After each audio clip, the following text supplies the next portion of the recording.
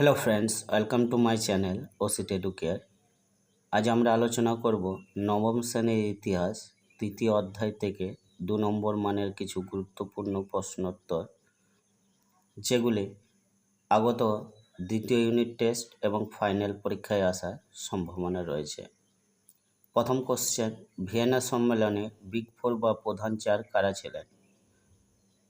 1815 খ্রিস্টাব্দে মেটার্নিকের সভাপতিত্বে অস্ট্রিয়ার রাজধানী ভিয়েনা নগরীতে অনুষ্ঠিত ভিয়েনা সম্মেলনে চার বৃহৎ শক্তি যথা অস্ট্রিয়া, প্রাশিয়া, রাশিয়া ও ইংল্যান্ড বিগ ফোর নামে পরিচিত।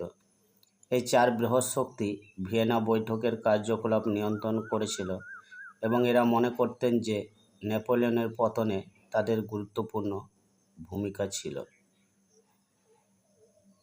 2. ভিয়েনা সম্মেলনে কয়টি নীতি গৃহীত হয় এবং কি কি? মেটার্নিকের সভাপতিত্বে 1815 খ্রিস্টাব্দে অনুষ্ঠিত ভিয়েনা সম্মেলনে গৃহীত মূলনীতি তিনটি।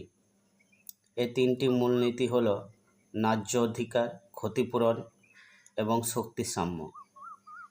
এছাড়া ইউরোপে পুরাতনতন্ত্র ও স্থিতাবস্থা বজায় রাখার জন্য বিপ্লবের প্রতি ঘৃণা এবং আন্তর্জাতিক সহযোগিতা নীতিও গৃহীত হয়।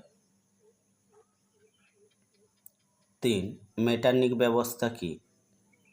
1815 থেকে 1848 খ্রিস্টাব্দ সময়কালে অস্ট্রিয়ার প্রধানমন্ত্রী মেটার্নিক যেভাবে ফরাসি বিপ্লব প্রসূত আদর্শ দূর করে ইউরোপে পুরাতনতন্ত্র ও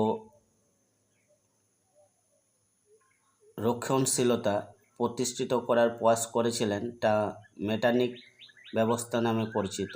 একই সঙ্গে এই নীতির সঙ্গে যুক্ত ছিল ইউরোপের রাজনীতিতে অস্ট্রিয়ার প্রাধান্য ও নেতৃত্ব স্থাপন।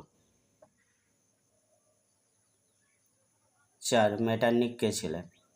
অস্ট্রিয়ার প্রধানমন্ত্রী প্রিন্স ক্লেমেন্স ফন মেটার্নিক ছিলেন স্বৈরাচারী শাসন ব্যবস্থার উগ্র সমর্থক ও ফরাসি বিপ্লব প্রসূত ভাবধারার মূর্ত প্রতিবন্ধক। তিনি ছিলেন 1815 খ্রিস্টাব্দে অনুষ্ঠিত ভিয়েনা সম্মেলনের সভাপতি এবং 1815 থেকে 1848 খ্রিস্টাব্দ পর্যন্ত ইউরোপীয় রাজনীতি নিয়ামক। তাকে কূটনীতির জাদুকরও বলা হয়। 1848 খ্রিস্টাব্দে ফেব্রুয়ারি বিপ্লবের ঢেউয়ে তার প্রচেষ্টা ব্যর্থ হয় এবং তিনি ইংল্যান্ডে পলায়ন করেন।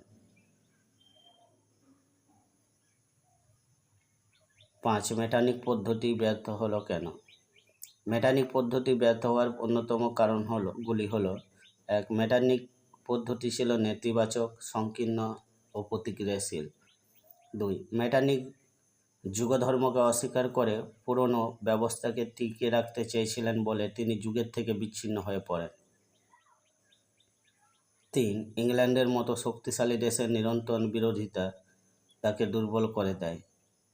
এবং 4. সর্বোপরি 1830 এবং 1848 খ্রিস্টাব্দের বিপ্লবের অভিঘাত মেটার্নিক তন্ত্রকে ব্যর্থ করে দেয়।